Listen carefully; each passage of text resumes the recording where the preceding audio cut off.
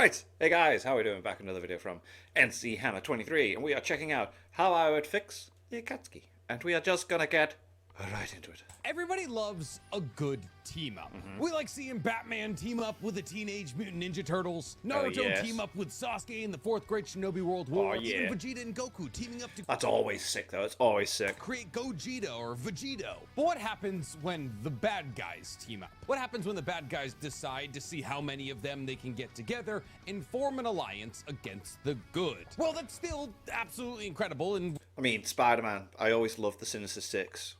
Back in the day of the cartoon, I've always thought it was cool when they try and get them to all team up. we all love watching it happen, but it is a problem. But the problem with grouping up bad guys is that bad guys are usually bad guys or girls, and therefore making teams of bad guys is kind of difficult because big personalities tend to clash in a way non-conducive to teamwork. And the Akatsuki is no exception to this rule. See, the Akatsuki is a group of 9 or 10 or 11 bad guys in Naruto, depending on who you ask. But the problem with putting up to 11 murderous sociopaths in the same room with each other is that somebody's probably gonna get murdered. And now the team just got one person smaller and therefore one person weaker. So when you're building a team of bad guys, you gotta try and find personalities that are gonna work together so the bad guys can maximize each other's power. And therefore, the Akatsuki actually goes one step further than just collecting a couple of bad guys and giving them cloaks. See, the Akatsuki took the whole bad guy meetup thing one step further by splitting all of these bad guys into duos. two-man teams, of which there's 5.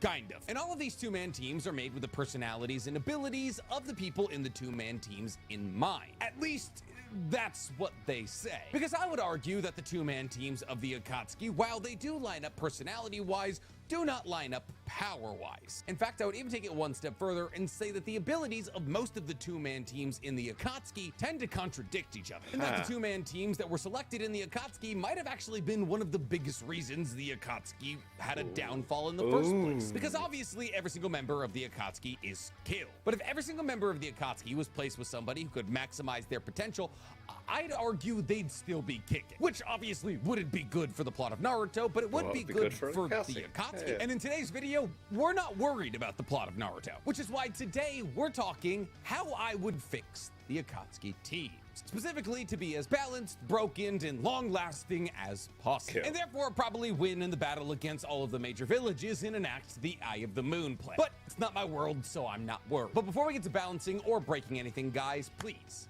for me, like this video, subscribe to the page. Like my video, hit that subscribe to my notification. Like the page, idea hit of the me notification remixing button. anime, you're gonna love Click my that other join channel, button. The Week Become a Commander, member. where instead of talking about Naruto or Support the Boruto, Patreon I page. talk Links all in the over description. anime. And if you $1 just a like month. the Shouldn't idea even of be me under a video. talking Guess about what? anime, you're gonna love Dragon my Ball anime by podcast, Relax Doctors is Anonymous, that. where me and Danny Mata break down everything that happened in anime. This week, it's available on YouTube, Spotify, and Apple Podcasts. So, the Akatsuki, one of the most iconic villain groups, if not just anime groups in history. Whether it be the cloaks, the sick, members, the deaths, or the rings, everything about this group is iconic. And quite honestly, I'm not gonna sit here and complain about the teams on the Akatsuki. In fact, I would argue the teams of the Akatsuki are substantially better than any other team grouping in all of Naruto, being leagues better than something like the Konoha 13's teams. Now this makes sense, because all of the members of the Akatsuki came to the Akatsuki while they were fully formed adults, with all of their moves already learned. On top of this, they had already developed their personalities. Therefore, pretty much everything you needed to take into account about a human being before signing them up to be with another human being 24/7, you had. And because of this, a lot of the Akatsuki teams work pretty well. Like I've already said, the personalities of every Akatsuki duo team pretty much match up as well as they possibly could. Sasori and Deidara, who are both either artists or artisans, get together through their love of art. Itachi and Kisame get along because they're both fiercely loyal to each other. Konan and Nagato get along because they're childhood friends. Kakuzu and Hidan get along because Kakuzu is unable to kill Hidan. And Obito and Zetsu get along because they're pulling the strings on everything. But just because all of these duos get along doesn't mean, to me at least, that they're as optimized as they could be. As even though the personalities... I'm intrigued to see who he swaps them with. But it'd be interesting also to see if he puts Itachi. Because I think Itachi Kasami is good, but I feel like if Itachi and Obito, like Toby, were teams, but then he didn't have them there. So maybe I don't how know. these duos match up, the abilities simply don't. So let's go over each and every single one of these Akatsuki duos and point out where I think there are inadequacies. Pain. And we'll start with Whoa. Sasori and Datara. See, Sasori and Datara both fall under the same category. Mid to long range specialists who act more in a support role than an attack role. The closest thing that either of them have to any close quarter combat ability would be Sasori's actual body puppet, which has blades in the arms and is able to make a chakra shield, and can technically only be killed if you pierce his core. But neither Sasori nor Datara want to be in a close quarter combat fight. Datara's entire kit is developed around his ability to use his explosion release along with his chakra needed clay. And thus Datara ideally is flying on the back of either a C2 dragon or an explosive clay bird while throwing explosives at you. And somewhat unfortunately, Sasori's kit is very similar. Just replace the explosive clay with puppets. As Sasori's body is obviously within a puppet, and then his body is an actual puppet, which allows Sasori to be as close to his puppets as any puppet master ever. But still, when it comes down to it, Sasori doesn't want to be battling you in hand-to-hand combat. In fact, the development of the puppet technique was made so Hidden Sand Ninja wouldn't be face-to-face with the enemy. Now, obviously, hypothetically, Datara and Sasori can fly around on one of Datara's birds, and Sasori can control a puppet from a distance, but this would be inconsistent at best, as the chakra strings would just rip the puppet around. And it's not like Datara can offer Sasori aerial support. Let's say Sasori pulls out all 300 of his puppets and he's battling against the likes of Great and Chia. How exactly can Datara support Sasori in this battle? If Datara uses explosives, they have as much chance destroy to the hurt puppets. Sakura as they do Sasori's puppets. And now we just have explosions from Datara's explosion release destroying all of Sasori's chakra strings. And while obviously the destruction of a puppet isn't as bad as the destruction of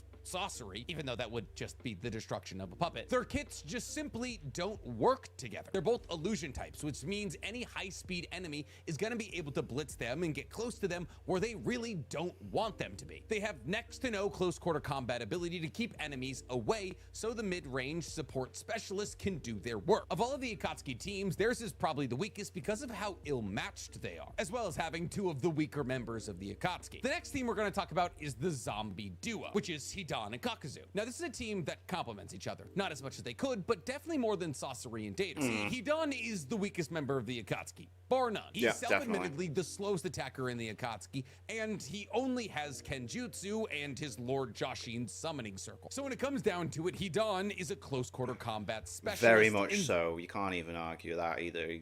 He purely is. Get in there. Get their blood. Get them trapped. Yeah. That's it. If Hidan can't get close enough to make you bleed, he can't do anything. Now, the reason Kakuzu is a somewhat good fit for Hidan, outside of the fact that Kakuzu can't kill Hidan and Kakuzu needs to be placed with somebody who he can't kill because he kept killing partners, is that Kakuzu is a mid-range and close-quarter combat specialist. See, Kakuzu is able to do something that Hidan very much cannot do, and that's use ninjutsu, and he's able to use all 5 nature releases with ease and at a very high level. In fact, Kakuzu is able to split himself into 5 entities that are able to control one elemental release. Yeah, by separating the 4 masks from his back, each of which has a heart of their own, Kakuzu can essentially create 4 incredibly powerful clones that control water, wind, lightning, and fire release, with his main body controlling earth. And all 5 of these bodies have incredibly powerful AoE attacks that operate on a close to mid-range level. And Kakuzu is also incredible at taijutsu. And not to mention, with the use of his Earth Grudge Fear, he's able to snag enemies and hold them still. And if he can keep enemies still, Hidan can get their blood, and then GG's. So the Zombie Duo, as much as they hate each other, actually is a pretty good duo. But they could be better. The third duo is even better than the Zombie Duo, but once again, not perfect. Because the third duo that we're going to talk about is Kisame and Itachi. Now, this is another duo that complement each other. Kisame is a close quarter combat / mid-range specialist. He wants to be up close and personal against you to use Samehara to tear through your flesh and therefore seep out your chakra. But he also has an incredibly wide and strong arsenal of water ninjutsu that he can use against you in the mid-range. Now, I wouldn't call Itachi a close quarter specialist, though his taijutsu is incredible. I mean, Itachi threw hands with KCM1 Naruto. I would say Itachi falls more into the classification of mid-range / support. On top of that, with the usage of his Susanoo, he could also fall under the defense category, as not only is the Susanoo basically impenetrable, but his Yata Mirror reflects all ninjutsu. Now, this is a duo whose abilities can complement each other, though Itachi's abilities don't really need much in the way of complementing. See, basically everything that Itachi wields is a one-hit kill. Tsukiyomi, Amaterasu is Totsuka Blade, with Itachi's only real weakness being that his Susanoo is incomplete. complete, and therefore it can't fly. So in an ideal world, Itachi has a teammate who's able to funnel people towards it, which I guess with the usage of high-level water ninjutsu, Kisame could do. But there's a huge dichotomy between these two characters that I actually believe makes them bad teammates. See, Kisame's entire kit is actually built around a long fight. See, Samehada's not the kind of sword that can cut you in half in one swing. I mean, it could cut me in half in one swing, but I'm not a ninja. A fight against Kisame while he's wielding Samehada is actually just him trying to cut you a couple of times and siphon off all your chakra. And therefore, Kisame is more of a long fighter. However, Itachi is the exact opposite. Stamina Itachi is tries to not end the great, fight is it? as fast as he possibly can, be it through Tsukiyomi, Amaterasu, or the Totsuka blade. And this is because Itachi runs out of chakra incredibly quickly, while Kisame is considered the tailless tailed beast. Because of this difference in their fighting style, both of them are at very different parts of their fight if they're fighting simultaneously. And in an ideal circumstance, Itachi has somebody with a transport ability who can move him if he ever overextends his chakra. And so even though their abilities do complement each other's a little bit, and personality-wise, these two probably click more than any other duo in the Akatsuki, there are some definite points where these two could be substantially better matched to each other. The next duo we're going to talk about is Nagato and Konan. Nagato is a genuine all-arounder. There's nothing he cannot and will not do. That's just the Rinnegan for you. He has the ability to track and sense chakra. He has the ability to heal his 6 paths of pain. He has the ability to absorb ninjutsu. The Devapath was able to square up with Naruto in his 6 tails form. He's a close quarter combat, mid-range, long-range, support, defense, healer, everything you could ever want in a person. So matching him up with somebody isn't hard because he basically covers all of the bases by himself. So is Konan a good match for Nagato? Yeah, like I said, he would be well matched with anybody. But Konan herself is a mid-range specialist and probably has the highest battle IQ in the Akatsuki outside of Itachi. So she would also be well suited with a lot of people. And I think honestly, she would be better suited in other teams that allowed her to shine more. Now, obviously, she's fiercely loyal to Nagato and hates leaving his side. And there's probably nobody in the Akatsuki who would take protecting Nagato's body as seriously. But we're not following. I still think Nagato and Konan would be better if split up. And our last team is Tobi and Zetsu. This team is meh. Tobi isn't even always teamed up with Zetsu. Zetsu is obviously incredibly powerful. He punched a hole in Madara like Madara was a free coffee punch card. And Tobi is Obito, who was also, just like Nagato, a complete and utter all-arounder. Well, obviously, Zetsu falls more into the support/IQ role, as Zetsu probably has the highest IQ out of anybody in the Akatsuki. But Zetsu is boring to talk about, so when we're building these new Akatsuki teams, I'm going to replace him with a former member of the Akatsuki, Orochimaru, because he's way more interesting to me. Oh, you don't like that? I don't care. I It's love my it. video. And just like that, we've covered all 5 of the Akatsuki duos, what their roles are in their specific teams, how they feed off of each other, and how they're holding each other back. So how would I fix these duos? Well, I would focus way less on personality and way more on combat ability. Yeah, sure, there's a possibility that these 2 team members kill each other, but there's also the possibility that they get along. And we learned from Akatsuki Hiden, even though each and every single one of them are terrible, they do have the ability to relate to other people, even Hidan, which is why, first off, I'm breaking up the zombie duo, and I'm placing Hidan with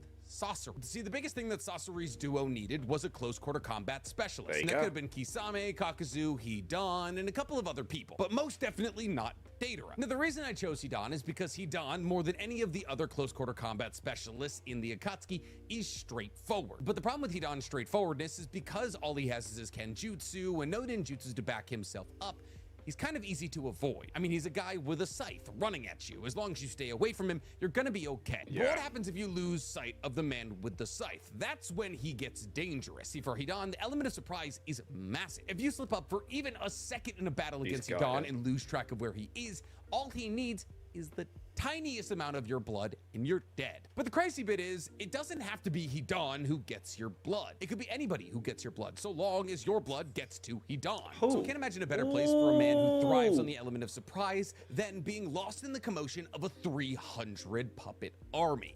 Oh my god, mind blown. That's insane. Yes, this works so freaking well. Got all those puppets, one gets your blood, the rest just keep fighting you. Boom, go to Hidan. My god. Think about it. All Hidan would truly have to do is blend into Sasori's puppet army. And while this onslaught of puppets is attacking the opponent, Hidan can sneak up behind them, slash them, get their blood, and then pierce his heart. Easy as that. Getting lost in the commotion of 300 clattering puppets, some of which are able to do things like magnet release, would not only allow Hidan to maximize his own potential, but also give Hidan the possible ability to just take the blood off of one of Sasori's puppets and then use that for a ritual. A ritual you probably wouldn't be able to stop Hidan from doing, mind you, because sorcery could just keep you away from him until the ritual was done. Because after Hidan gets your blood, it's not like you're necessarily dead. So long as you stop him from drawing the circle and stabbing his heart, you're good. And even though Kakuzu obviously has Earth Grudge Fear, which you can use to hold somebody still, sorcery has Iron Sand Magnet Release, which you could definitely use to hold somebody still. Not to mention, since Hidan is technically the slowest attacker out of the Akatsuki, sorcery could simply attach his puppet strings to Hidan to speed him up, much in the same way we saw Granichio control Sakura. This would not only probably increase the speed of Hidan, but also allow him to react to things that otherwise he wouldn't see. And if you thought fighting against 300 puppets simultaneously was tough, imagine now that if any of those puppets get a drop of your blood, you die. That is substantially more powerful than just a man flying above the puppets throwing bombs at you. But what about that man who flies and throws bombs? Who does he end up with? Well, ironically, he would end up with the other half of the zombie duo, Kakuzu, because my second duo would be Kakuzu and Datara. Now, let's assume they get along here, because obviously Kakuzu has to be placed with people he can't kill, and Kakuzu could absolutely and probably would kill Datara. So let's put personality aside here for like 30 seconds. But even if you're actually not putting personality aside, there is some similarities between Kakuzu and Datara that might actually make them get along. Like the fact that both of their lives were ruined by somebody from Konoha, with Kakuzu losing in a battle to Hashirama, which led to him being exiled from the Hidden Waterfall, and Datara being defeated by Itachi, which forced him to join the Akatsuki. So maybe they could bond over their hatred of people from Konoha, or they could bond over the fact that they're both wielders of a forbidden jutsu, with Kakuzu wielding Earth Grudge Fear and Datara having his hand mouths. But even if we're assuming that their personalities don't match up, their abilities absolutely do. So I know what you're saying here. Nick, you're putting two AoE spammers with each other. And yes, I am. See, the biggest problem with the Datara and Sorcery team is that they didn't have a close quarter combat specialist. But if you add Kakuzu into the mix, even though close quarter combat isn't his specialization, he is incredible at it. Tie that into the fact that if you put both of these people on top of Datara's exploding bird, you basically have the Naruto version of an AC-130. What do I mean by that? Imagine, for a second, that not only was Datara hurling exploding clay bombs at you in the shapes of spiders and birds and dragons and people, but on top of that, behind him was Kakuzu, firing off every kind of elemental all release the elements, See, they lightning, fire, water, earth, or wind, everything is flying at you. So now, not only do you have to avoid the explosions from Datara, you have to avoid the ninjutsu from Kakuzu. And it's all happening from a couple hundred meters in the sky, and there's nothing you can do about it unless you fly or have long-range options. It's basically like having Chopper Gunner on Rust. You're gonna rack up some kills. But even if you're worried about people screaming about how you're hacking up in the air, you could just put Kakuzu on the ground, and you could put Datara in the sky. And Kakuzu could spam his AoE attacks from the ground, while Datara spammed his AoE attacks from the sky. And considering the fact that Kakuzu has 5 hearts, Datara probably wouldn't have to be worried about possibly hurting Kakuzu, as any explosive damage to Kakuzu probably wouldn't even hurt him in the first place because his body is made out of fibers. And even if, hypothetically, Datara does hurt Kakuzu, he can just replace one of his masks with the heart of whoever they just killed. And if by some chance somebody manages to close the distance between the explosions and elemental release, Kakuzu can just battle them in hand-to-hand combat. It would be an absolute and utter nightmare to battle against these two simultaneously, with the only real problem being that Kakuzu would have to worry about hitting Datara's explosive clay with lightning release. But there's no stipulation that Kakuzu has to control all elemental releases with every single one of his masks. The reason he did that is so we can combine certain elemental releases to make them stronger. He could just pick up like a second fire mask or a second wind mask, because the masks represent the ninjutsu prowess of the person that the heart was taken from. After Kakuzu and Datara, I would have Nagato and Orochimaru. I know they wouldn't get along. They really wouldn't, but so much going on with those two. So obviously Nagato is, but let's just say pain for me. So it's got the 6 paths doing all that stuff, and then Orochimaru is just so. He's got a lot going on. Secondly, Nagato phased out while controlling all 6 paths of pain. Orochimaru would bite him and be like, your body's mine now, because Orochimaru would want the Rinnegan. But then again, maybe he wouldn't want Nagato's body, because, I mean, he was in the Akatsuki and never tried Nagato. And if we're being real, that kind of makes sense, because Nagato's body is, like, nailed into the Geto statue. Yeah, plus it's like, it's meant to be an immortality thing, taking other bodies, isn't it? So, like, they're meant to be, like, potentially youngish, because he only has so many years within the body to be able to before I switch as well. Something. I wouldn't want that body either. Orochimaru would probably just pluck out his Rinnegan and run away really fast. He's definitely not going to be as concerned for protecting Nagato's body as Konan is. But once again, perfect worlds here, okay? Stick with me. Nagato and Orochimaru are the puppet crew, and not actual ninja puppets. See, obviously, we all know that Nagato controls the 6 paths of pain, with each one being a manifestation of one of the 6 base powers of the Rinnegan. And that alone is one of the most powerful jutsus in the entirety of Naruto. You know who else wields one of the most powerful jutsus in the entirety of Naruto? Orochimaru. So how would Orochimaru join this puppet crew?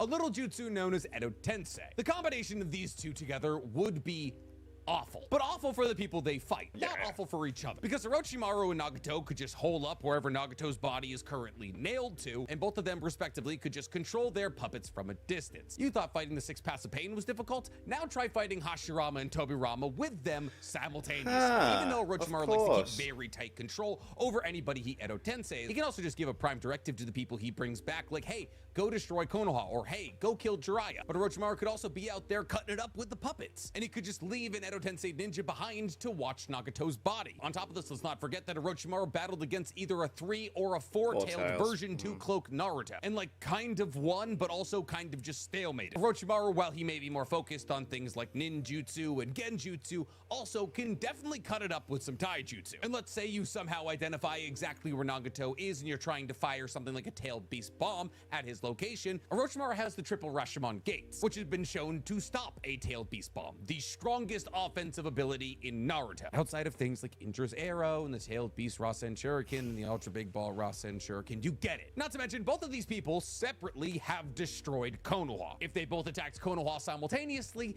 it wouldn't have been rebuilt twice. That is an absolutely disgusting duo that I want nothing to do with. They also both had beef with Jiraiya, so they absolutely would have embarrassed him. Speaking of people who have things in common, our next team would be Itachi and Obito. I know, Nick, you're making a lot of top-heavy teams here, but the way I'm building it, all of these teams are gonna be very powerful anyways. So why am I placing Itachi and Obito together? Is it because they've worked together previously during the Uchiha massacre? I mean, well, that doesn't hurt. They have a track record of working together successfully. I mean, all of the Uchiha are dead. But Nick, they don't like each other. I mean, they don't hate each other. I mean, obviously Obito was like vaguely aware of Itachi Well, we're not joining going the with Akatsuki plot. in order We're to not spy on the going with Akatsuki. plot. And obviously Itachi was there mostly to spy on Obito for the hidden leaf. But let's not sit here and act like Itachi wasn't doing the Akatsuki's bidding in order to keep his cover. My man really kept that cover. He killed hundreds of people. At what point is the intel no longer worth it? When it comes down to it, these two working together would be absolutely terrifying. They're kind of the defense duo, because Itachi has an impenetrable defense in his Susanoo and his Yaramir, and Obito obviously has his Kamui, making him borderline impossible to hit. Not to mention, as they're both Uchihas, they understand each other's movesets. And if Itachi ever overexerts himself, like in his battle against Yagura, Obito can take them away using Kamui. He can either simply place Itachi in the Kamui dimension until he recovers, or just Kamui them away to safety. On top of this, Obito has the ability to spiralize his Great Fireball technique, which makes it more powerful through the usage of his Kamui, which means hypothetically Obito could do this, but to Itachi's Amaterasu. On top of this, since Obito can basically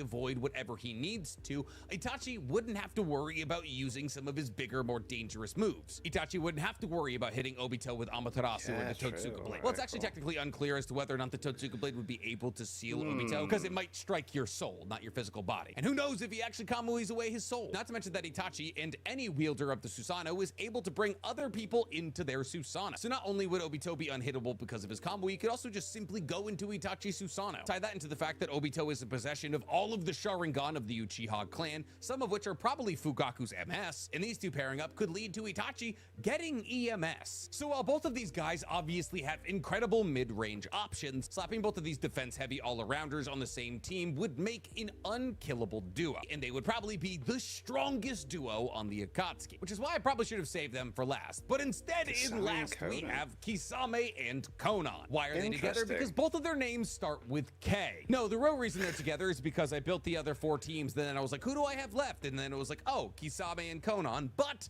Ironically, they work together really well. Why do they work together very well? Interesting, go Because on. for the first time on this list, personality-wise, they line up perfectly. Kisame and Konan are two of the most loyal people, not just in the Akatsuki, but possibly in anime history. Kisame loves Itachi, like a brother, and would do anything to protect Itachi. He is that close and that loyal to him. And Konan is incredibly loyal to Nagato, so much so that she leads the hidden rain for him, while Nagato is away doing a Akatsuki thing for years. She stands by Nagato's side every time he uses the 6 paths of pain so she can protect his body. She took his whole body back to the hidden rain and protected his Rinnegan with her life. These two have put on a team with each other, would be fiercely loyal to each other. On top of that, both of them aren't the biggest fans of the Akatsuki. In fact, I would say these two are probably the least happy to be on the Akatsuki out of anybody in the Akatsuki, outside of like maybe Datara. It's not like either of them were going to leave the Akatsuki, it's just both of them didn't really have a strong reason to be there. And on top of all of this, their abilities complement each other incredibly well. Kisame is a close quarter combat specialist, whose entire kit revolves around sucking your chakra out through cuts that usually Samehada inflicts. However,